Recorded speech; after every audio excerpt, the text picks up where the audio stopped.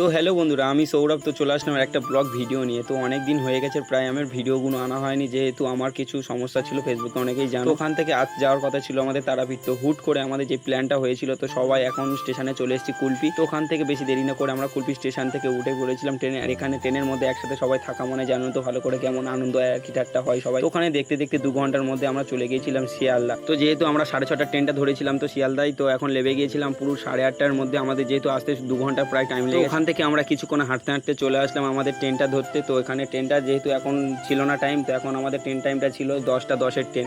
তো এর পরের ট্রেনটাই আমাদের ছিল। তো ওখান থেকে তাই ভাবছিলাম কিছু কিছু ভিডিও ক্লিপ করে নেবো, যেহেতু শর্ট ভিডিওর মধ্যে আমার পেয়ে যাবে। অনেকে হয়তো আমার এই ঘুরতে যাওয়ার অনেকে ফটো দেখেছো কিংবা করেছিলাম, কিন্তু সত্যি কথা বলতে গেলে আমার কাজের চাপে ভিডিওটা এডিট করা হয়নি, তাই 2 দিন পর ভিডিওটা এডিট করছি। তো এখন আমরা ট্রেনের মধ্যে উঠে গিয়েছি। অনেকে ভাবছো হয়তো ব্লগ ভিডিওর মধ্যে এইসব কী কথা বলছি। দেখো, আমি তেমনভাবে ব্লগ ভিডিও করতে পারি না। তোমরা যারা অনেকে ব্লগ ভিডিও করো তারা হয়তো হাসাহাসি করছো, কিংবা যারা দেখছো অনেকে হাসাহাসি করছো। দেখো, সবাই তো একদিনে সব কিছু পারে না, নাকি সময় থাকতে আস্তে আস্তে, দিন থাকতে আস্তে আস্তে চেঞ্জ হবেই।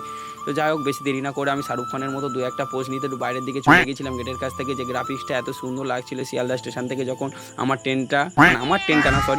ট্রেনটা যখন ছেড়েছিল। তো এখন আমার ভিডিও তোলা কমপ্লিট হয়ে গিয়েছে। তো এখন আমরা যাবো শুতে, যেহেতু প্রায় এখন বাজে 10:30টা। তো আমাদের যেহেতু 3:30টার সময় নামতে হবে, তো এখন বাজে প্রায় 3:30 সময় লেবে গেছি রামপুরহাট স্টেশন।